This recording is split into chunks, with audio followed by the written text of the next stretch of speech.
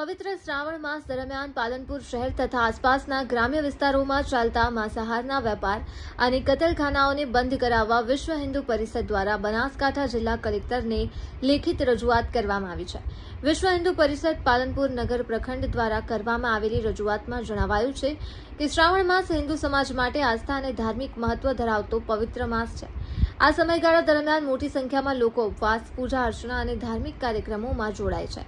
રજૂઆતમાં આક્ષેપ કરવામાં આવ્યો છે કે પાલનપુર શહેરના વિવિધ શિવાલયો તથા અન્ય ધાર્મિક સ્થળોની આસપાસ ખુલ્લેઆમ માંસાહારનું વેચાણ થતું હોવાથી ધાર્મિક લાગણી દુભાય છે, તેમજ સ્વચ્છતા અને કાયદો વ્યવસ્થાને લગતા પ્રશ્નો પણ ઊભા થાય છે।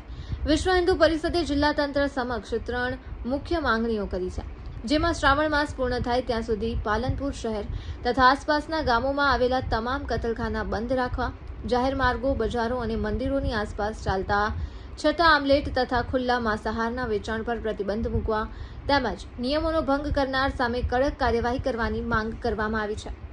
પરિષદે રજૂઆતમાં જણાવ્યું છે કે હિન્દુ સમાજની ધાર્મિક લાગણીને માન આપી જિલ્લા વહીવટીતંત્ર યોગ્ય નિર્ણય લે તેવી અપેક્ષા છે। આ રજૂઆત પાલનપુર નગર વિશ્વ હિન્દુ પરિષદના આગેવાનો દ્વારા જિલ્લા કલેક્ટર સમક્ષ કરવામાં આવી હોવાનું જણાવ્યું છે। Bureau report Bhavesh Parikh, Banaskantha.